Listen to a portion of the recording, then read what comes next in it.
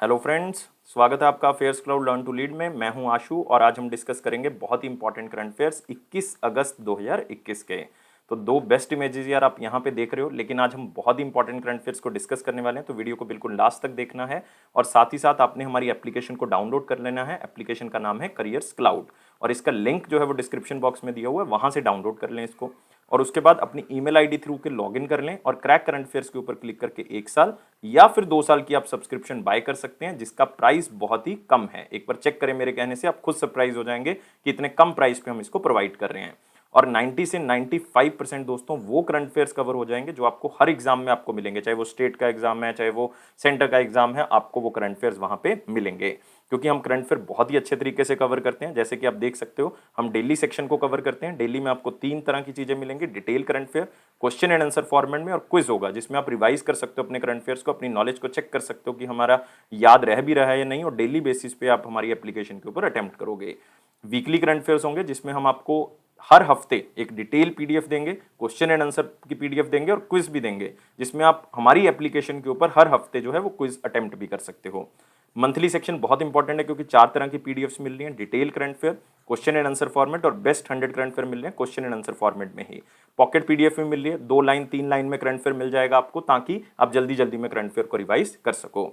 और guys, topic wise current affair आपको मिल रहे हैं। 20 बहुत इंपॉर्टेंट टॉपिक्स को हम कवर कर रहे हैं, मतलब एक टॉपिक से रिलेटेड जितनी भी न्यूज होंगी वो आपको एक ही पीडीएफ में कवर हो जाएगी। तो किसी भी टॉपिक को कवर करने के लिए इन पीडीएफ का यूज कर सकते हो। और अगर आप बैंकिंग एस्पिरेंट हैं तो हम 3 चीजें प्रोवाइड कर रहे हैं: डिटेल और क्वेश्चन एंड आंसर फॉर्मेट में करंट अफेयर सिर्फ बैंकिंग एंड इकोनॉमी के, और एक होगा क्विज जो कि बैंकिंग एंड इकोनॉमी का ही होगा, लेकिन वो आप हर महीने हमारी एप्लीकेशन के ऊपर अटेम्प्ट कर सकते हो। और दोस्तों, अगर आप जितना भी पास्ट करंट अफेयर है, जितना भी जा चुका है 2021 का टाइम, उसका करंट अफेयर अगर कवर करना चाहते हो एक ही पीडीएफ से, तो आप एग्जाम पीडीएफ का यूज कर सकते हो।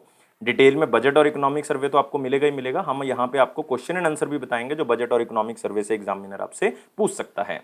और दोस्तों, स्टेट करंट अफेयर भी कवर कर रहे हैं। अगर आप कोई स्टेट का एग्जाम दे रहे हो तो हम हर स्टेट और यूनियन टेरिटरी को कवर कर रहे हैं। तो यही खासियत है अफेयर्स क्लाउड की कि इस तरह से हम करंट अफेयर को कवर कर रहे हैं और सारी चीजें आपको सिर्फ एक ही सब्सक्रिप्शन में मिल जाएंगी। आप सिर्फ हमारी एप्लीकेशन को डाउनलोड करें, लॉगिन कर लें और क्रैक करंट अफेयर्स के ऊपर क्लिक करके आप जो है वो 1 साल या फिर 2 साल की सब्सक्रिप्शन जो है वो बाय कर सकते हैं। और दोस्तों, मैं गाइड करूंगा उन बच्चों को जो अभी करंट अफेयर को स्टार्ट कर रहे हैं, जस्ट उन्होंने अपनी प्रिपरेशन स्टार्ट किया, तो वो 2 साल की सब्सक्रिप्शन बाय करें, क्योंकि 1 साल और 2 साल के प्राइस में बहुत ज्यादा डिफरेंस नहीं है, लेकिन आप इसके ऊपर 10% एक्स्ट्रा डिस्काउंट ले सकते हो अगर आप इस कोड का यूज करोगे ASH10 का। और गाइस, एक बात और ध्यान में रखनी है, अगर आपकी कोई क्वेरी है तो आप इस ईमेल आईडी और इस नंबर पे हमें संपर्क भी कर सकते हैं। तो स्टार्ट करते हैं आज का करंट अफेयर 21 अगस्त 2021 का। लेकिन उससे पहले सारे बच्चों से रिक्वेस्ट करूंगा कि वो एक बार वीडियो को लाइक जरूर कर दें, शेयर करें यार मैक्सिमम टू मैक्सिमम, क्योंकि ये मोटिवेशन बहुत जरूरी है। और चैनल को सब्सक्राइब जरूर कर दें और टेलीग्राम ग्रुप को ज्वाइन कर लें डिस्क्रिप्शन बॉक्स लिंक से। और पहले क्वेश्चन के साथ शुरुआत करेंगे। What was the name of managing director और CEO of Ujjivan small finance bank, जिन्होंने रिसेंटली रिजाइन कर दिया है? तो बैंकिंग के लिए तो ये मोस्ट इंपॉर्टेंट न्यूज है, बाकी बच्चों के लिए वेरी इंपॉर्टेंट न्यूज है। और उज्जीवन स्मॉल फाइनेंस बैंक वैसे भी एक बहुत ही इंपॉर्टेंट स्मॉल फाइनेंस बैंक है। तो उनके एमडी और सीईओ ने रिजाइन कर दिया है। उनके एमडी और सीईओ का नाम क्या था? नितिन चुग थे। दोस्तों, याद रखोगे, नितिन चुग का जो टाइम पीरियड है, मतलब आप कह सकते हो रिजाइन जो उन्होंने कर दिया है, तो 1 महीने का टाइम जो है वो दिया जाता है रिजाइन के बाद। तो 30 सितंबर 2021 को इनके रेजिग्नेशन का जो टेन्योर है वो पूरा हो जाएगा, मतलब ये अपनी पोस्ट से छोड़ देंगे। इन्होंने कह दिया कि 30 सितंबर को छोड़ देंगे, तो इसका मतलब कोई नए बंदे को जो है वो अपॉइंट किया जाएगा। और ये जो डायरेक्टर का पद भी था इनके पास उज्जीवन स्मॉल फाइनेंस बैंक का, वो भी चला जाएगा, क्योंकि डायरेक्टर और एमडी और सीईओ का पद जो है वो साथ साथ चलता है। तो director Ujjivan small finance bank के और एमडी और सीईओ, ये इन तीनों पद से जो है वो चले जाएंगे। और आपने एक बात और याद रखनी है कि ये 2019 मतलब 2019 से जब इस पद के ऊपर थे, मतलब 2 साल तक ऑलमोस्ट इस पद के ऊपर वो रहे हैं। लेकिन दोस्तों, ये बाकी अपॉइंटमेंट्स बहुत ज्यादा इंपॉर्टेंट है। लाइक आप देख सकते हो यहाँ पे नुपुर चतुर्वेदी, ये तीनों अपॉइंटमेंट्स बहुत इंपॉर्टेंट हैं। नुपुर चतुर्वेदी को रिसेंटली अपॉइंट किया गया किस पोजीशन पे? इनको बनाया गया recently chief executive officer Bharat bill payment system, जो कि NPCA national payment corporation of India का सिस्टम है, तो उनका सीईओ बनाया गया है। अब्दुल्ला शाहिद बहुत इंपॉर्टेंट अपॉइंटमेंट है, क्योंकि इनको बनाया गया है प्रेसिडेंट, किसका प्रेसिडेंट बनाया गया? 76th सेशन का यूनाइटेड नेशंस जनरल असेंबली के। 76th याद रखना है दोस्तों, 75th की बात नहीं कर रहा, 76 सेशन की बात कर रहा हूं। सी विजय कुमार, ये रिसेंटली एमडी बनाए गए हैं किसके? HCL टेक्नोलॉजीज के। ये तीनों अपॉइंटमेंट्स बहुत इंपॉर्टेंट हैं। अगले क्वेश्चन के ऊपर आते हैं, लेकिन आप यहाँ पे देख सकते हो नितिन चुग जो 30 सितंबर 2021 को चले जाएंगे एज ए पद, मतलब आप कह सकते हो एज ए रिजाइन कर दिया उन्होंने उज्जीवन स्मॉल फाइनेंस बैंक का। और दोस्तों आप एक बात और याद रख सकते हो उज्जीवन स्मॉल फाइनेंस बैंक के बारे में भी। उज्जीवन स्मॉल फाइनेंस बैंक की टैगलाइन क्या है? Build a better life, build a better life. अगले क्वेश्चन के ऊपर आते हैं। और उज्जीवन स्मॉल फाइनेंस बैंक का हेडक्वार्टर कहां पे? बेंगलुरु कर्नाटका में, वो भी याद रख सकते हो। Who has been appointed as managing director and CEO of the Indian Bank. फिर से एक मोस्ट इंपॉर्टेंट न्यूज आ गई है किसके लिए? बैंकिंग सेक्टर के बच्चों के लिए, कि managing director and CEO Indian bank के कौन अपॉइंट किए गए हैं। तो दोस्तों नए अपॉइंट किए गए हैं शांतिलाल जैन जी, तो आंसर क्या होगा? बी होगा। रिसेंटली जो अपॉइंटमेंट कमेटी ऑफ कैबिनेट है उन्होंने अप्रूव कर दिया है कि शांतिलाल जैन जी अगले 3 साल के लिए जो है वो क्या बनाए गए हैं? As a managing director and CEO of Indian Bank. लेकिन एक बात और आपने याद रखनी है कि इनकी अपॉइंटमेंट 3 साल के लिए हुई है और इनका टाइम पीरियड 1 सितंबर से स्टार्ट होगा 2021 में। इससे पहले इन्होंने रिप्लेस किसको किया? पदमजा चंद्रू। तो इसका मतलब एग्जामिनर आपको फॉर्मर भी पूछ सकता है, तो आपने फॉर्मर भी याद रखना है। इनका टेन्योर 31 अगस्त को खत्म होगा, 1 सितंबर को शांतिलाल जैन जी आ जाएंगे। इससे पहले जो शांतिलाल जैन जी हैं वो एग्जीक्यूटिव डायरेक्टर जो हैं वो काम कर चुके हैं बैंक ऑफ बड़ौदा के साथ। तो हमें ये सब याद नहीं रखना, हमें सिर्फ याद रखना है शांतिलाल जैन जी। तो वो कैसे याद रखोगे? अब वो इंडियन बैंक के अंदर जो है वो शांति बनाए रखेंगे, तो इस तरह से आप इसको याद रख सकते हो। और श्याम श्रीनिवासन और विश्ववीर आहूजा दोनों बहुत इंपॉर्टेंट अपॉइंटमेंट्स हैं बैंकिंग सेक्टर के लिए, मतलब इनका रीअपॉइंटमेंट हुआ है। तो श्याम श्रीनिवासन एमडी और सीईओ हैं कौन से बैंक के? फेडरल बैंक के दोस्तों। और विश्ववीर आहूजा जो हैं वो मैनेजिंग डायरेक्टर एंड सीईओ हैं कौन से बैंक के? आरबीएल बैंक के। तो ये भी अपॉइंटमेंट्स आपने याद रखनी है। और यहाँ पे आप देख सकते हो शांतिलाल जैन जी हंसते हुए, क्योंकि इनको अब एमडी और सीईओ का पद मिल चुका है इंडियन बैंक का 3 साल के लिए। अगले क्वेश्चन के ऊपर आते हैं। सेंट्रल विजिलेंस कमीशन ने चेयरमैन को रीअपॉइंट कर दिया, मतलब ऑलरेडी जो चेयरमैन थे उनकी दोबारा रीअपॉइंटमेंट हो चुकी है advisory board for banking and financial frauds के बेसिस पे। तो एक ऐसा बोर्ड जो कि बैंकिंग और फाइनेंशियल फ्रॉड्स को देखता है, खास करके उनके जो डायरेक्टर्स हैं, जो आप कह सकते हो कि उनके होल टाइम डायरेक्टर्स हैं, उनके ऑफिशियल्स हैं, उनकी स्टाफ हैं, तो उनको देखता है कि कोई फ्रॉड तो नहीं हुआ, तो उसको चेक करने के लिए एडवाइजरी बोर्ड फॉर बैंकिंग और फाइनेंशियल फ्रॉड है जो कि चीफ विजिलेंस कमीशन के अंडर काम करता है। तो किनको चेयरमैन के पद पे दोबारा रीअपॉइंट कर दिया गया है? वो हैं डॉक्टर टीएम बसीन या तजेंद्र मोहन बसीन। तो याद रखोगे आंसर क्या है इसका? सी है। तो आप यहाँ पे देख सकते हो CVC reappoints T M Bhasin as the chairman of advisory board for banking frauds. और आप यहाँ पे देख सकते हो सीवीसी जो है वो रिजर्व बैंक ऑफ इंडिया के साथ मिलके जो है वो इस बोर्ड की स्थापना करता है, जिसके अंदर 4 मेंबर होंगे जिनका टाइम पीरियड कितना होता है? 2 साल का होता है। और इसका हेडक्वार्टर कहाँ पे है दोस्तों? न्यू दिल्ली में है।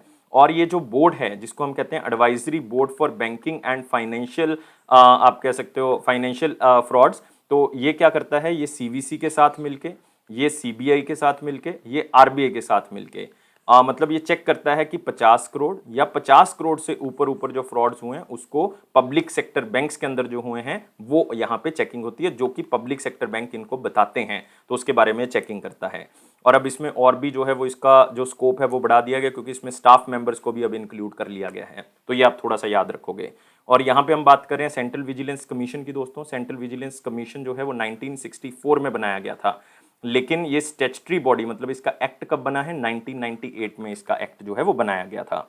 और सेंट्रल विजिलेंस कमिश्नर दोस्तों आजकल कौन है? वो हैं सुरेश एन पटेल। याद रखोगे कौन है? सुरेश एन पटेल, ये हैं सेंट्रल विजिलेंस कमिश्नर। और इसका हेडक्वार्टर कहाँ पे है? न्यू दिल्ली में। और दोस्तों एक बात इसमें और याद रखनी है कि जो सेंट्रल विजिलेंस कमीशन की हम बात कर रहे हैं, ये जो टीएम बसीन है ये ऑलरेडी पहले सीवीसी रह चुके हैं। 2015 से लेकर 19 तक ये चीफ विजिलेंस कमिश्नर भी रह चुके हैं। और इससे पहले ये चेन्नई बेस्ड इंडियन बैंक में भी 5 साल जो है वो एज एमडी और चेयरमैन रह चुके हैं। तो मतलब बहुत बड़ा इनका रोल जो है वो रह चुका है पहले भी, तो इसलिए इनको दोबारा से रीअपॉइंट किया गया है। लेकिन दोस्तों ये दोनों अपॉइंटमेंट्स बहुत इंपॉर्टेंट है, like Satish Agnihotri and Apurva Chandra. Satish Agnihotri recently बनाए गए हैं मैनेजिंग डायरेक्टर किसके? National high speed rail corporation limited के, national high speed rail corporation limited के। और जो अपूर्व चंद्र हैं ये चेयरमैन बनाए गए, दोस्तों इंपॉर्टेंट अपॉइंटमेंट है, चेयरमैन बनाए गए गवर्निंग काउंसिल के, कौन सी बॉडी के? International labour organisation, international labour organisation के। और सुधांशु मित्तल भी है यहाँ पे नाम, तो इनका भी याद रख लें, ये प्रेसिडेंट बनाए गए खो खो फेडरेशन के, खो खो फेडरेशन के। अगले क्वेश्चन के ऊपर आते हैं। तो मोस्ट इंपॉर्टेंट क्वेश्चंस को कवर कर चुके हैं, वेरी इंपॉर्टेंट क्वेश्चंस के ऊपर आते हैं। वीडियो को लाइक शेयर और चैनल को सब्सक्राइब करेंगे, टेलीग्राम ग्रुप को ज्वाइन कर लें डिस्क्रिप्शन बॉक्स से। तो क्वेश्चन क्या है, सुप्रीम कोर्ट ने अलाउ कर दिया है औरतों को कि वो अब एग्जाम दे सकती हैं किसके अंदर, यही आपने बताना है। ये पहली बार हुआ है 65 साल के अंदर इस कमीशन में कि यार सुप्रीम कोर्ट ने अलाउ कर दिया कि यार वुमेन भी जो है वो अब एग्जाम दे सकती हैं 65 साल के अंदर, ऐसा पहली बार हुआ। और ये एग्जाम की मैं बात कर रहा हूँ नेशनल डिफेंस एकेडमी के एग्जाम की, मतलब मैं बात कर रहा हूँ एनडीए की। तो सुप्रीम कोर्ट ने इंटरिम ऑर्डर मतलब टेम्परेरी ऑर्डर जो है वो पास कर दिया, परमानेंट ऑर्डर अभी आ जाएगा कि अब वुमेन भी जो है वो इसके अंदर अपीयर हो सकती हैं। वुमेन कैंडिडेट्स जो हैं वो एनडीए के एग्जाम में बैठेंगी, जो कि 14 नवंबर को होगा। मतलब इसको पहले और किसी डेट पे होना था, लेकिन अभी रीशेड्यूल करके 14 नवंबर को हो गया है। ये एग्जाम कौन कंडक्ट करता है, यूपीएससी इसको कंडक्ट करता है दोस्तों। और याद रखना है 65 साल की हिस्ट्री में एनडीए एग्जामिनेशन की ये पहली बार हो रहा है कि वुमेन उसमें पार्टिसिपेट करेंगी। लेकिन अभी सुप्रीम कोर्ट के फाइनल ऑर्डर जब तक आएंगे तब तक हम बात इसके बारे में नहीं करेंगे, क्योंकि फाइनल ऑर्डर्स के बाद ही जो है अलाउंस मिलेगी। लेकिन इंटरिम आ गया तो फाइनल तो आएगा ही आएगा। और एनडीए जो है वो 1954 में स्टैब्लिश किया गया था दोस्तों, कहाँ पे, महाराष्ट्र के अंदर। कहाँ पे स्टैब्लिश किया गया था, महाराष्ट्र के अंदर। और नेशनल डिफेंस एकेडमी जो है वो एक joint defence service training institute है, जो कि इंडियन आर्म्ड फोर्सेस को वहां पे इकट्ठे ट्रेन करता है। इकट्ठे का मतलब है इसमें इंडियन नेवी को भी, इसमें इंडियन एयरफोर्स को भी, और इसमें इंडियन आर्मी को भी, मतलब इन तीनों को इकट्ठा ट्रेन किया जाता है। और मैं आपको एक बात और बताना चाहूंगा कि ये पूरे वर्ल्ड का first tri service training academy है। ट्राई सर्विस मतलब तीनों को इकट्ठे ट्रेनिंग देने वाला एक इंस्टीट्यूट है। नेशनल डिफेंस एकेडमी के बारे में याद रखोगे। तो इसी क्वेश्चन के साथ अगले क्वेश्चन के ऊपर बढ़ते हैं। ये तो होगी चीजें। Which highway became India first electric vehicle friendly highway, क्योंकि इस हाईवे के ऊपर एक इलेक्ट्रिक व्हीकल को चार्ज करने वाला स्टेशन जो है वो लगा दिया। मैं आपको हिंट देता हूं, ये करनाल में लगा दिया गया दोस्तों। करनाल में जो हमारे हैवी इंडस्ट्रीज के जो मिनिस्टर हैं, यूनियन मिनिस्टर, उन्होंने इसका उद्घाटन किया है। और ये बिल्कुल उस हाईवे के बीचों बीच आता है। यहाँ पे ये इलेक्ट्रिक व्हीकल चार्जिंग स्टेशन लगा दिया है। ये है दिल्ली और ये है हमारे पास चंडीगढ़, और उसके बीच में बिल्कुल ये इलेक्ट्रिक व्हीकल स्टेशन लगा दिया गया है। और किसने बनाया है, ये भारत, आप कह सकते हो भारत हैवी इलेक्ट्रिकल लिमिटेड ने इसको बनाया है। तो आंसर क्या होगा, दिल्ली चंडीगढ़। तो ए दोस्तों इसका आंसर होगा। तो आप देख सकते हो union minister of heavy industry आपको पता होना चाहिए कौन है, ये हैं डॉक्टर महेंद्र नाथ पांडे। तो याद रखोगे महेंद्र नाथ पांडे। और इन्होंने state of art electric vehicle charging station खोला, कहाँ पे, करनाल के अंदर। और ये चार्जिंग स्टेशन बिल्कुल मिड पॉइंट पे दोस्तों, दिल्ली चंडीगढ़ हाईवे से, जिसके कारण इस हाईवे को अब first electric vehicle friendly highway कहा जा रहा है। और ये charging station Bharat heavy electrical limited ने स्टार्ट किया है। तो बिल्कुल इतना का याद रखेंगे, ये क्वेश्चन सिर्फ स्लाइड से भी याद रख सकते हैं। अगले क्वेश्चन के ऊपर आते हैं कि सद्भावना दिवस जो है वो हर साल मनाया जाता है किसकी बर्थ एनिवर्सरी, मतलब कौन से प्राइम मिनिस्टर की बर्थ एनिवर्सरी से इसको सेलिब्रेट किया जाता है। तो याद रखना है, ये हम बात कर रहे हैं यहाँ पे former prime minister Rajiv Gandhi ji की, जो कि 1984 से लेकर 1989 तक देश के प्रधानमंत्री रह चुके हैं। और एक बात और बताऊंगा, ये देश के 6th प्राइम मिनिस्टर रह चुके हैं और मात्र 40 साल की उम्र में ये प्राइम मिनिस्टर बन गए थे। मतलब आप कह सकते हो कि ये यंगेस्ट प्राइम मिनिस्टर इंडिया के रह चुके हैं। और इंदिरा गांधी जी की डेथ हुई थी 1984 में, उसके बाद ही ये क्या बन गए थे, प्राइम मिनिस्टर बन गए थे। तो आप देख सकते हो राजीव गांधी जी का फोटो, सद्भावना दिवस 20 अगस्त 2021 को, क्योंकि 20 अगस्त को इनका जन्म हुआ था 1944 में। और इस दिवस को राजीव गांधी अक्षय ऊर्जा दिवस भी कहा जाता है। और सद्भावना दिवस का मतलब है, दिवस मतलब डे, सद्भावना मतलब हार्मनी। तो ये दिन प्रमोट करता है कि लोग जो हैं वो इकट्ठे रहें, और हम जो हैं वो चाहे अलग अलग रिलीजन हैं, चाहे हमारी अलग अलग लैंग्वेजेस हैं, हमें जो है वो यूनिटी के साथ रहना है। तो उसको प्रमोट करता है ये। और राजीव गांधी मेरे ख्याल से आपको पता होगा बेटे हैं किसके, इंदिरा गांधी और फिरोज गांधी के। तो याद रखोगे ये भी, फिरोज गांधी और इंदिरा गांधी के बेटे हैं, और 6ठे प्राइम मिनिस्टर रह चुके हैं, ये मैं बात कर चुका हूं। और 21, याद रखना 21 मई 1991 को इनको असैसिनेट कर दिया गया था, मार दिया गया था। माना जाता है कि लिट्टे का एक ग्रुप था जो कि श्रीलंका से बिलोंग करता है, तमिलनाडु के अंदर जो है वो इनकी डेथ हो गई थी। और 21 मई को फिर हमने क्या डिक्लेयर कर दिया, एंटी टेररिज्म डे। क्या डिक्लेयर कर दिया, एंटी टेररिज्म डे डिक्लेयर कर दिया। और दोस्तों ये वही पर्सन हैं जिन्होंने नेशनल एजुकेशन पॉलिसी बनाई थी 1986 वाली, क्योंकि मैंने अभी बताया कि ये प्राइम मिनिस्टर रह चुके हैं 84 से लेके 89 तक। तो 1986 वाली जो पुरानी नेशनल एजुकेशन पॉलिसी थी वो राजीव गांधी गवर्नमेंट ने बनाई थी। अभी हमने इसको रिप्लेस कर दिया है नेशनल एजुकेशन पॉलिसी 2020 के साथ। तो देखो कितनी चीजें आपको एक क्वेश्चन से जो है वो यहाँ से सीखने को मिल सकती हैं। और ये जो 2021 का सद्भावना दिवस है दोस्तों, ये 77 सद्भावना डे जो है वो हमने बनाया है, क्योंकि इनका जन्म जो है वो कौन से ईयर में हुआ था, 1944 में।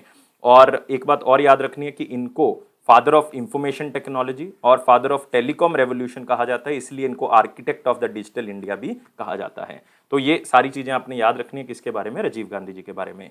और यहाँ पे आप टाइम पीरियड देख सकते हो, जैसे इंदिरा गांधी जी प्राइम मिनिस्टर रही हैं 1966 से लेकर 77 तक, फिर वो 1980 में फिर जीत गई थी, 84 में उनको असैसिनेट कर दिया गया था। अटल बिहारी वाजपेयी जी का जो मेन टेन्योर रहा है वो 1999 से लेकर 2004 तक रहा है। लाल बहादुर शास्त्री जी, जब नेहरू जी की डेथ हुई थी 1964 में, 66 तक रहे हैं, क्योंकि 66 में शास्त्री जी की डेथ हो गई थी। तो अगले क्वेश्चन के ऊपर आते हैं। What was the name of the coach of PT Usha? PT Usha की बात करें जो 400 मीटर हर्डल्स में जिन्होंने गोल्ड मेडल जीते हुए हैं, तो पीटी उषा जिनका रिसेंटली देहांत हो गया, तो कोच का नाम बताना है पीटी उषा के जिनका रिसेंटली देहांत हो गया है। तो बहुत ही इंपॉर्टेंट क्वेश्चन है दोस्तों, इवन मोस्ट इंपॉर्टेंट में भी आप इसको मार्क कर सकते हो। ओ एम नाम्बियार दोस्तों इनका नाम है, बहुत ही फेमस एथलीट कोच हैं ये। तो आप देख सकते हो renowned athletic coach O M Nambiar ji. Even इनको द्रोणाचार्य अवार्ड भी मिल चुका है, पद्मश्री भी मिल चुका है, और खास बात क्या है कि इनको पद्मश्री 2021 में ही दिया गया है। तो ओ एम नाम्बियार जी का देहांत हो गया है। तो 89 की एज में जो है वो इनका देहांत हो गया। इवन इन्होंने इंडियन एयर फोर्स के अंदर जो है वो 15 साल जो है वो सर्व भी किया है। बाद में 1970 में रिटायर हो गए, उसके बाद इन्होंने एथलेटिक्स को कोचिंग देनी जो है वो स्टार्ट कर दी थी। और नाम्बियार जी ने पीटी उषा को 400 मीटर हर्डल्स में ट्रेनिंग दी थी 1984 में। इसके बाद ही पीटी उषा ने 1986 में जो है वो एशियन गेम्स के अंदर जो है वो 4 गोल्ड मेडल जीते थे। मतलब एक बहुत बड़ी उपलब्धि है जो पीटी उषा ने हासिल की, लेकिन वो किसकी ट्रेनिंग के अंदर, ओ एम नाम्बियार जी की ट्रेनिंग के अंदर। ये one of the first Dronacharya awardee winners भी हैं, और पद्मश्री भी दोस्तों इनको मिल चुका है 2021 में, इसलिए बहुत इंपॉर्टेंट हो जाता है क्योंकि 2021 में ही इनको ये दिया गया। तो ये चीज़ याद रखनी है। और आपने एक बात और याद रखनी है, ये बाकी जो ओबिचरीज हैं जिनका रिसेंटली देहांत हुआ, केशव दत्त जी, आप कह सकते हो 2 बार जो हैं ये ओलंपिक गोल्ड मेडल जो हैं वो जीत चुकी इंडियन हॉकी टीम के मेंबर रह चुके हैं। इंडियन हॉकी टीम के मेंबर रह चुके हैं, 2 टाइम ओलंपिक गोल्ड मेडल जीती हुई टीम के केशव दत्त। नंदू नाटेकर जी, आप कह सकते हो बैडमिंटन प्लेयर के एक बहुत बड़ा नाम, मतलब one of the international player जो बैडमिंटन के इंडिया से हैं वो नंदू नाटेकर जी हैं। कैनेथ कुंडा जी, ये भी नाम याद रखना है, फर्स्ट प्रेसिडेंट रह चुके हैं कौन से कंट्री के, जाम्बिया के। लेकिन ये तीनों पर्सन का रिसेंटली देहांत हुआ है, तो आपने ये भी याद रखना है, और बहुत इंपॉर्टेंट पर्सनैलिटीज हैं। अगले क्वेश्चन के ऊपर आते हैं। इंडिया और कौन सी ऑर्गेनाइजेशन ने एक नया प्लेटफॉर्म स्टार्ट किया, यूनाइट अवेयर? कौन सा? Unite aware platform. तो ये दोस्तों स्टार्ट किया यूनाइटेड नेशन के साथ मिलकर, तो आंसर क्या होगा इसका? ए होगा। ये यूनाइटेड नेशन इसलिए इंपॉर्टेंट हो जाता है इस बार यूनाइटेड नेशन, खास करके सिक्योरिटी काउंसिल, क्योंकि इंडिया के पास जो है वो अगस्त महीने की चेयरमैनशिप है दोस्तों इसकी। मतलब प्रेसिडेंटशिप जो है अगस्त महीने की वो इंडिया के पास है, क्योंकि इंडिया 2021-22 के लिए नॉन परमानेंट मेंबर्स में आ चुका है। नॉन परमानेंट मेंबर्स का टाइम पीरियड कितना होता है? 2 साल का। तो आप यहाँ पे देख सकते हो external affair minister S Jaishankar ji ने इसको एड्रेस किया है, जो कि न्यूयॉर्क के अंदर, क्योंकि यूनाइटेड नेशन सिक्योरिटी काउंसिल का हेडक्वार्टर कहाँ पे है? न्यूयॉर्क के अंदर। और इसका थीम क्या था? Protecting the protectors, technology and peace keeping. मतलब हमने पीस कीपिंग मिशंस के ऊपर फोकस करना है। तो 15 मेंबर बॉडी, क्योंकि 5 तो मैंने बताया परमानेंट मेंबर्स हैं, 10 नॉन परमानेंट मेंबर होते हैं जिनका टाइम पीरियड 2 साल का होता है। तो उन्होंने बिना कोई, आप कह सकते हो कि विरोध किए हुए, जो प्रेसिडेंशियल स्टेटमेंट थी पीस कीपिंग और टेक्नोलॉजी की, जो कि external affair minister Jaishankar ji ने दी थी, उसको एक्सेप्ट कर लिया है। और इस प्रेसिडेंशियल जो हमारे पास स्टेटमेंट है, इसके अंदर ये कहा गया था कि मॉडर्न टेक्नोलॉजी को हमने अडॉप्ट करना है, ताकि हम सेफ्टी और सिक्योरिटी के ऊपर फोकस कर सकें और पीस कीपिंग मिशंस के ऊपर फोकस कर सकें। तो इसको जो है वो अडॉप्ट कर लिया गया है। और यूनाइट अवेयर प्लेटफॉर्म इंडिया और यूनाइटेड नेशन ने स्टार्ट कर दिया है अपने मेंबर्स के साथ मिलकर। इसके अंदर क्या होगा कि एक नई टेक्नोलॉजी का यूज किया जाएगा प्लेटफॉर्म के अंदर, ताकि सिक्योरिटी और सेफ्टी जो भी पीस कीपिंग मिशन के अंदर हम भेज रहे हैं लोगों को, उनका जो है वो ध्यान रखा जा सके। इससे क्या होगा कि जो पीस कीपर्स हैं, जो अलग अलग कंट्री में भेजे जा रहे हैं पीस कीपिंग मिशन के लिए, उनको रियल टाइम जो है वो टेरेन रिलेटेड इंफॉर्मेशन मिल जाएगी, मतलब जमीन से जुड़ी हुई इंफॉर्मेशन जो है वो उनको मिल जाएगी, जिससे वो अवेयर रह सकते हैं। तो ये है यूनाइट अवेयर। यूनाइट अवेयर का मतलब हमें अवेयर रहना है इकट्ठे होके। तो वो कब? जब हमें उस एरिया की इंफॉर्मेशन होगी, रियल ग्राउंड इंफॉर्मेशन होगी हमारे पास, तो हम उनको सुरक्षित रख सकते हैं। और इंडिया ने इवन $1.64 मिलियन जो है वो फंड भी एलोकेट किया इस प्लेटफॉर्म के लिए। तो ये भी आप याद रख सकते हो। तो इसका मतलब क्या हुआ? ये सारी चीजें आपके लिए इंपॉर्टेंट है, क्योंकि इंडिया को अगस्त महीने की presidency United nation security council की मिल गई है। किससे मिली है? फ्रांस से। क्योंकि जुलाई महीने की किसके पास थी? फ्रांस के। ये महीने वाइज रोटेट होती है अल्फाबेटिकल ऑर्डर में, जैसे ABCDEFGH पे कोई कंट्री नहीं था, आई था सिर्फ, तो एफ के बाद आई आता है तो इंडिया को मिल गया। अब अगस्त के बाद फिर सितंबर में किसी और को मिल जाएगा। तो एक एक महीने के बेसिस पे रोटेट होता रहता है। इसका मतलब एक बार इंडिया की और आएगी, क्योंकि 10 मेंबर होते हैं, तो इसका मतलब 10 महीने, फिर 10 महीने और, तो इसका मतलब क्या होगा, इंडिया की 2022 में फिर से प्रेसिडेंटशिप आएगी। तो ये भी आपने याद रखना है। और यूनाइटेड नेशन की स्थापना दोस्तों 1945 में हुई थी। इसके सेक्रेटरी जनरल जो है वो एंटोनियो गुटेरेस हैं और इसकी मेंबर कंट्रीज 193 हैं इंक्लूडिंग इंडिया। इंडिया बना था 30 अक्टूबर 1945 को इंडिया इसका मेंबर बन गया था और इसका हेडक्वार्टर कहाँ पे, New York, United states of America. अगले क्वेश्चन के ऊपर आते हैं। किस ऑर्गेनाइजेशन ने $500 मिलियन प्रोवाइड किए हैं ताकि metro rail network Bengaluru Karnataka के अंदर बनाया जा सके, उसको एक्सपैंड किया जा सके और वो एयरपोर्ट सिस्टम के साथ जोड़ा जा सके, जो कैंपेगौड़ा एयरपोर्ट है उसके साथ जोड़ा जा सके। और ये ऑर्गेनाइजेशन है एशियन डेवलपमेंट बैंक। तो आंसर क्या होगा, सी होगा। तो आप यहां पे देख सकते हो कि एशियन डेवलपमेंट बैंक ये 500 मिलियन लोन एग्रीमेंट कर रहा है और मेट्रो रेल को स्थापित करने के लिए कर रहा है, उसको एक्सपेंड किया जा सके। और इसमें 2 नई मेट्रो लाइंस जो है वो स्थापित की जाएंगी 56 किलोमीटर की, जो कि आउटर रिंग रोड और कैंपेगौड़ा इंटरनेशनल एयरपोर्ट को जोड़ता है। और इसमें टोटल 30 स्टेशन को आपस में जोड़ा जाएगा। तो इसके लिए $500 मिलियन एशियन डेवलपमेंट बैंक ने दिए हैं। और ये पूरी की पूरी ग्रांट का ध्यान कौन रखेगा, मतलब ये कौन खर्च करेगा पैसा, ये करेगा Bengaluru metro rail corporation limited. तो वो इसके पैसे को इन्वेस्ट करेगी।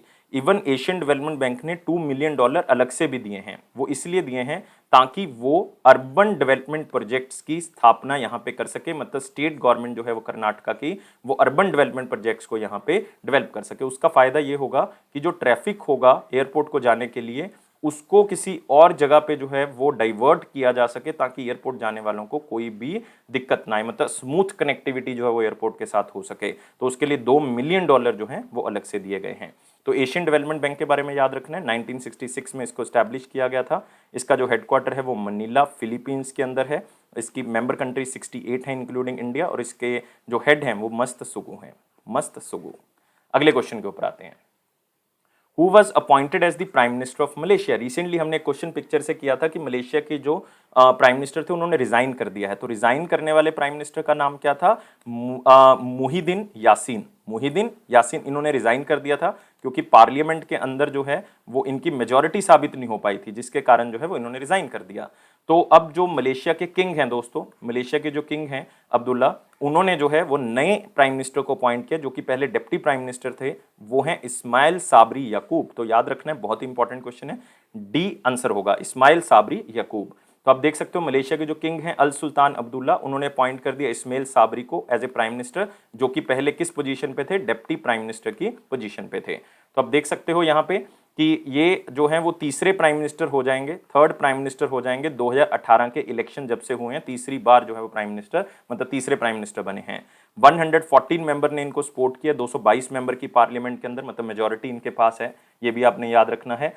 और एक बात और याद रखोगे कि ये कौन सी पार्टी से बिलोंग करते हैं दोस्तों, ये यूनाइटेड माले कह सकते हो, मलेशिया से माले नेशनल ऑर्गेनाइजेशन UMNO से बिलोंग करते हैं। ये सारी चीजों के साथ अगले क्वेश्चन के ऊपर बढ़ेंगे, लेकिन ये दोनों अपॉइंटमेंट्स भी देख सकते हो।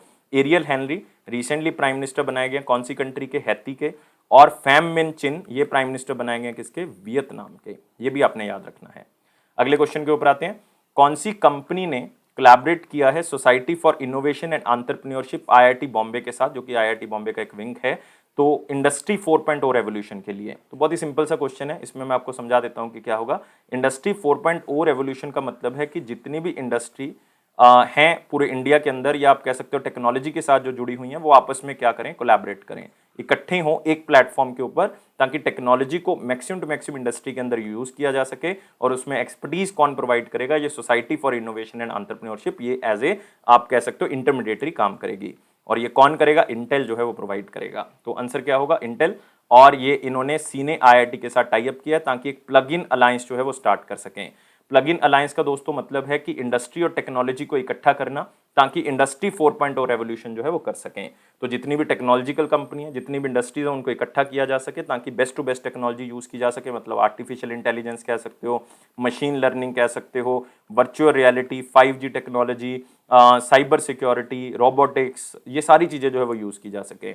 अभी 53 मेंबर्स हैं, 23 स्टार्टअप्स को मिला के धीरे धीरे करके ये बढ़ेंगे, क्योंकि इसमें टेक्नोलॉजी और इंडस्ट्री को कंबाइन किया जा रहा है। तो इसमें ग्लोबल ऑर्गेनाइजेशन से भी सपोर्ट मांगी जा रही है, वो भी अगर इसका हिस्सा बनती है तो एक ग्लोबल प्लेटफॉर्म मिल जाएगा और भी अच्छी टेक्नोलॉजी जो है इंडस्ट्रीज के अंदर यूज की जा सकती है। तो इस चीज को आपने थोड़ा सा ध्यान रखना है। और बस इतना ही, इस क्वेश्चन को चाहे स्लाइड से याद कर लें। अगले क्वेश्चन के ऊपर बढ़ते हैं। कौन सी कंपनी ने इंडिया का first digital alternative investment fund जो है वो लॉन्च किया है? मतलब जो जिनके पास ज़्यादा इनकम है, हाई इंडिविजुअल नेटवर्थ के लोग हैं, अल्ट्रा हाई इंडिविजुअल नेटवर्थ के लोग हैं, वो अपनी इन्वेस्टमेंट यहाँ पे कर सकते हैं, अपने पैसे को यहाँ पे इन्वेस्ट कर सकते हैं। ये है अल्टरनेट इन्वेस्टमेंट फंड। डिजिटल है क्योंकि इसमें कोई भी आपने फिजिकल डॉक्यूमेंटेशन नहीं देनी, डिजिटल ही जो है वो आप जो है वो उसमें ऑन बोर्ड कर सकते हो। ये है आस्क इन्वेस्टमेंट। दोस्तों बस क्वेश्चन सिर्फ स्लाइड से याद रखना है, और अगर आप किसी और एग्जाम की तैयारी कर रहे हो तो छोड़ सकते हो, बैंक वाले सिर्फ इस क्वेश्चन को पढ़ लें। तो आस्क इन्वेस्टमेंट मैनेजर्स लिमिटेड ने ये शुरुआत की है, और ये दोस्तों flexi cap alternate investment fund है। डिजिटल ऑनबोर्डिंग होगी इसके अंदर। मतलब इसका मेन मकसद है कि 1000 करोड़ रुपए जो है वो रेज करने, मतलब जो हाई नेटवर्थ इंडिविजुअल्स हैं वो इसमें इन्वेस्ट करेंगे, और 1000 करोड़ रुपए ये ऑर्गेनाइजेशन जो है वो क्या करेगी, रेज करेगी। क्राउड फंडिंग आप कह सकते हो। तो इसमें फ्लेक्सी कैप पोर्टफोलियो है, मतलब इसमें एक पोर्टफोलियो बनाया गया जिसमें आप इन्वेस्ट कर सकते हो, और ये लिस्टेड इंडियन इक्विटीज में जो है वो इन्वेस्ट करेंगे आगे, मतलब जो पैसा इनके पास आएगा ये आगे उसमें इन्वेस्ट करेंगे। तो एक सिंपल लैंग्वेज में समझना है कि जिनके पास ज़्यादा इनकम है, हाई नेटवर्थ इंडिविजुअल्स हैं, अल्ट्रा हाई नेटवर्थ इंडिविजुअल हैं, उनको और इनकम जो है वो जनरेट की जा सके, उनके पैसे को सही जगह पे इन्वेस्ट किया जा सके, उसके लिए किया है। और आस्क इमर्जिंग अपॉर्चुनिटीज फंड ने ये भी कह दिया कि पूरा प्रोसेस पेपरलेस होगा, मतलब डिजिटल होगा, इसमें कोई भी दिक्कत नहीं आएगी, चाहे आपने इसके अंदर अकाउंट ओपन करना है, डॉक्यूमेंटेशन करनी है, सब कुछ क्या होगा, ऑनलाइन होगा। और ये पैसा ज़्यादातर कहाँ पे इन्वेस्ट होगा, जो इमर्जिंग सेक्टर इंडिया के, जैसे chemicals, footwear, diagnostic, digital technology, इसमें इन्वेस्ट किया जाएगा ताकि आत्मनिर्भर भारत बन सके, क्योंकि ये सारी चीज़ें हम बाहर से इंपोर्ट करते हैं। तो अगर इसके अंदर इन्वेस्टमेंट होगी तो इंडिया के अंदर ही बनना स्टार्ट होगा, तो आत्मनिर्भर भारत बनेगा। तो आस्क इन्वेस्टमेंट के बारे में कुछ याद रखने की जरूरत नहीं, मुंबई बेस्ड ये कंपनी है और पूरे इंडिया की ये लीडिंग एसेट और वेल्थ मैनेजमेंट कंपनी है। अगले क्वेश्चन के ऊपर आते हैं। कौन से एयरपोर्ट का नाम महाराजा अग्रसेन इंटरनेशनल एयरपोर्ट रख दिया गया है? तो महाराजा अग्रसेन जो है वो दोस्तों अग्रोहा एक किंगडम होता था उस टाइम पीरियड पे, तो अग्रोहा किंगडम के राजा होते थे। तो अग्रोहा कहाँ पे? हरियाणा में। तो इसका मतलब जयपुर आंसर नहीं हो सकता, पटियाला नहीं हो सकता, क्योंकि ये पंजाब में है, ये राजस्थान में है। तो दो ही बचे हैं, पंचकुला भी हरियाणा में है और हिसार भी हरियाणा में। तो आंसर क्या होगा? हिसार। तो डी आंसर होगा। पंचकुला में तो यार एयरपोर्ट ही नहीं है। हरियाणा के जो चीफ मिनिस्टर है मनोहर लाल खट्टर जी, उन्होंने फर्स्ट सिविल एयरपोर्ट जो इसका हरियाणा का है, हिसार एयरपोर्ट, तो वहां पे जो है वो महाराजा अग्रसेन इंटरनेशनल एयरपोर्ट उसका नाम रख दिया गया। तो आप देख सकते हो ये हिसार एयरपोर्ट है, इसका नाम जो है वो क्या रख दिया गया है? महाराजा अग्रसेन एयरपोर्ट रख दिया गया है। तो महाराजा अग्रसेन की वो श्रद्धांजलि देने के लिए आप कह सकते हो, बहुत ही आप कह सकते हो फेमस किंग रहे हैं हरियाणा एरिया के, और अग्रोहा किंगडम के वो किंग रहे हैं, तो इसलिए इनके नाम पे रखा गया। हरियाणा के बारे में जान सकते हैं, चीफ मिनिस्टर मनोहर लाल खट्टर जी हैं, गवर्नर जो है वो बंडारू दत्तात्रेय जी हैं, बंडारू दत्तात्रेय जी। मैं कह सकता हूं कि ये पहले हिमाचल के गवर्नर थे, लेकिन अब ये हरियाणा के बन चुके हैं। 2 नेशनल पार्क, कालेसर याद रखोगे और एक याद रखोगे सुल्तानपुर, दोनों हरियाणा में। अगला क्वेश्चन है पिक्चर से, प्रेसिडेंट रामनाथ कोविंद जी ने एसेंट दे दी है, हाँ कर दी है कॉन्स्टिट्यूशनल 105th अमेंडमेंट एक्ट को, जो कि ये बताता है 105th अमेंडमेंट एक्ट 2021 का कि स्टेट गवर्नमेंट जो है वो या यूनियन टेरिटरीज वो socially and educationally backward class को आइडेंटिफाई कर सकती है, उसके बारे में लिस्ट बना सकती है। तो इसके बारे में थोड़ा सा जानने की जरूरत है कि यार इससे पहले 102nd अमेंडमेंट हुई थी 2018 के अंदर, और इस अमेंडमेंट के थ्रू सेंट्रल गवर्नमेंट ने ये कर दिया था कि स्टेट या यूनियन टेरिटरी नहीं लिस्ट बना सकते इसकी socially and educational backward class की, ये सेंट्री बनाया करेगा, मतलब उनसे ये पावर छीन ली गई थी, सेंट्रल गवर्नमेंट के पास चली गई थी। ये केस तब सामने आया जब महाराष्ट्र के अंदर जो है वो अलग से socially and economically backward class, economically नहीं कहूंगा, एजुकेशनली बैकवर्ड क्लास जो है वो उसके लिए रिजर्वेशन की डिमांड की गई थी, लेकिन उन्होंने कहा स्टेट तो बना नहीं सकती, सेंट्री बना सकता है, तो उन्होंने कैंसिल कर दिया था इसको। फिर अब ये पावर दोबारा से स्टेट को दे दी गई है, यूटीज को दे दी गई है कि वो खुद बना सकते हैं, कौन सी अमेंडमेंट के थ्रू? 105th amendment. तो दोनों को इकट्ठा याद करना है, 102nd को भी, 105th को भी। तो इससे 3 आर्टिकल अमेंड हो जाएंगे, ये तीनों आप देख रहे हो यहाँ पे, जैसे 338B है, क्या कहता है 338B? 338B कहता है कि national commission for backward class जो होगा वो इसके अंदर लिखा गया है, मतलब उसकी ड्यूटीज, उसकी पावर, उसका structure national commission for backward class का 338B में रखा गया है। 342A में प्रेसिडेंट के पास पावर है कि वो socially and educationally backward class की जो लिस्ट है वो बना सकते हैं, पर्टिकुलर किसी कास्ट की लिस्ट जो है वो इसमें डाल सकते हैं, और पार्लियामेंट इस लिस्ट को चेंज कर सकता है, ये 342A में लिखा हुआ है। 36620C में इसके अंदर लिखा हुआ है कि SC BC की डेफिनेशन क्या है, मतलब सोशली और एजुकेशनली बैकवर्ड क्लास की एक्चुअल में डेफिनेशन क्या है वो इसके अंदर लिखा हुआ है। तो तीनों आर्टिकल जो है वो क्या होंगे, अमेंड होंगे। तो इस तरह से याद रखना। और national commission for backward class को दोस्तों याद रखने, कॉन्स्टिट्यूशनल बॉडी आर्टिकल 338B में है। और पहले हमारे पास national commission for backward class नहीं था, लेकिन ये 338B के अंदर बाद में डाला गया है। और आपने याद रखना है national commission of backward class के चेयरमैन कौन है, भगवान लाल सानी। कौन है, भगवान लाल सानी। National commission for schedule caste भी हमारे पास है, शेड्यूल ट्राइब्स भी हमारे पास है, इसका आर्टिकल 338 है शेड्यूल कास्ट का, शेड्यूल ट्राइब्स का 338A है, बैकवर्ड क्लास का 338B है। तो इस तरह से आपने इसको याद रखना है। तो अब कॉन्स्टिट्यूशन में कितनी अमेंडमेंट्स हो चुकी हैं दोस्तों, 105 हो चुकी हैं आज की डेट तक। याद रखना 105 अमेंडमेंट्स हो चुकी है कॉन्स्टिट्यूशन में। अगला आते हैं दोस्तों इंपॉर्टेंट क्वेश्चन सेक्शन के ऊपर, लेकिन वीडियो को लाइक करना है, शेयर करना है और चैनल को सब्सक्राइब जरूर कर दें। ये जरूर याद रखना है कि टेलीग्राम ग्रुप को भी ज्वाइन कर लें डिस्क्रिप्शन बॉक्स से। तो इसमें क्वेश्चन है, एक्सपोर्ट इंपोर्ट बैंक ने जो है वो 210 मिलियन सॉफ्ट लोन दिया है कौन सी कंट्री को। तो काफी बार आप सॉफ्ट लोन वर्ड पढ़ते हो। सॉफ्ट लोन का मतलब क्या होता है कि इसमें कंडीशंस बहुत ही, मतलब आप कह सकते हो आराम से दी जाती है, लीनियंट होती हैं, बहुत ज्यादा रिस्ट्रिक्ट नहीं किया जाता। ग्रेस पीरियड दे दिया जाता है इसके अंदर, अगर नहीं पैसा वापस कर पा रहे कोई बात नहीं, 1 साल और देते हैं, 2 साल और देते हैं, तो मतलब बहुत ज़्यादा रिस्ट्रिक्शंस नहीं होती इसमें। और कई बार तो इंटरेस्ट ही नहीं लिया जाता इसमें, जब बहुत ही कम इंटरेस्ट लिया जाता है तो उसी को सॉफ्ट लोन कहा जाता है। और 10 मिलियन USD का लोन दिया किसको, गिनिया को। तो याद रखना है किसको दिया है, गिनिया को। और ये किस काम के लिए दिया, 3 काम के लिए दोस्तों दिया है। एक तो वाटर प्रोजेक्ट्स बना सकें वो, एक हॉस्पिटल वहाँ पे रीजनल हॉस्पिटल्स की शुरुआत कर सकें वो, और 2 सोलर प्रोजेक्ट्स जो हैं वहाँ पे बना सकें। तो ये तीनों काम के लिए ये लोन जो है वो दिया गया है। और दोस्तों एक बात और याद रखनी है एक्सपोर्ट इंपोर्ट बैंक के बारे में। एक्सपोर्ट इंपोर्ट बैंक की स्थापना जो है वो 1982 में की गई थी। इसके MD डेविड रस्क्यूना है, डेविड रस्क्यूना। हेडक्वार्टर इसका मुंबई में है और ये RBI ही रेगुलेट करता है। और गिनिया के बारे में याद रख सकते हो, गिनिया जो है वो इसकी कैपिटल याद करो पहले, कोनेक्री। कोनेक्री कोनेक्री इसकी कैपिटल है। गिनियन फ्रैंक जो है वो इसकी करेंसी है। और दोस्तों इसके प्रेसिडेंट अल्फा कॉन्डे, मैंने पहले भी ये क्वेश्चन आपको करवाया है, अल्फा कॉन्डे जब ये प्रेसिडेंट बने थे। अगले क्वेश्चन के ऊपर आते हैं।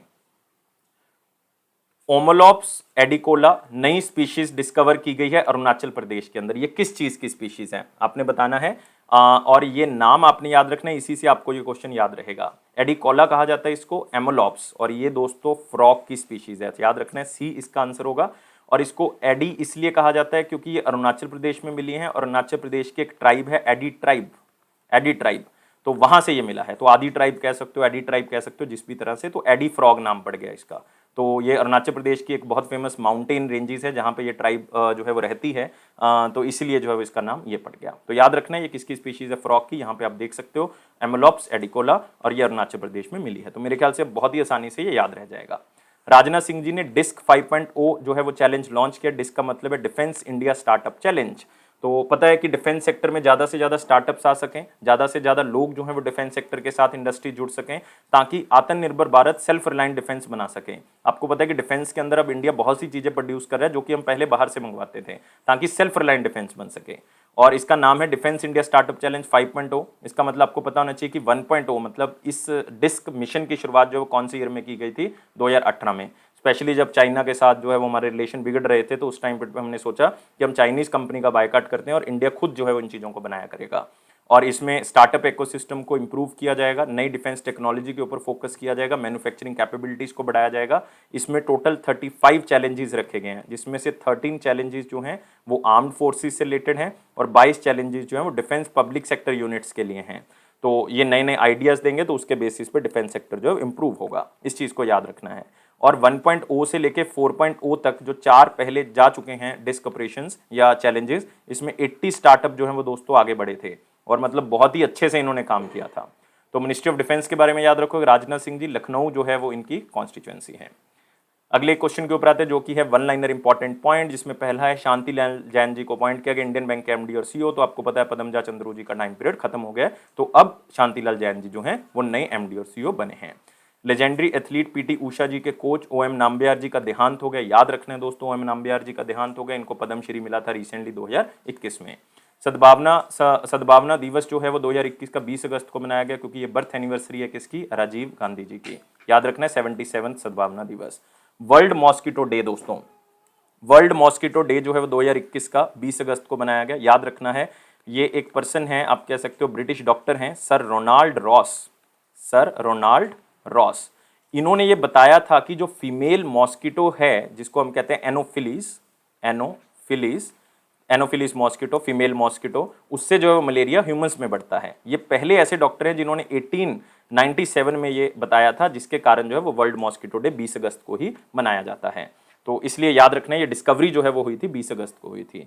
और इसमें लोगों को अवेयर भी किया जाता है कि मलेरिया किस तरह से होता है और किस तरह से उसको रोक सकते हैं। लेकिन दोस्तों कंफ्यूज नहीं करना, एक वर्ल्ड मलेरिया डे अलग से भी होता है।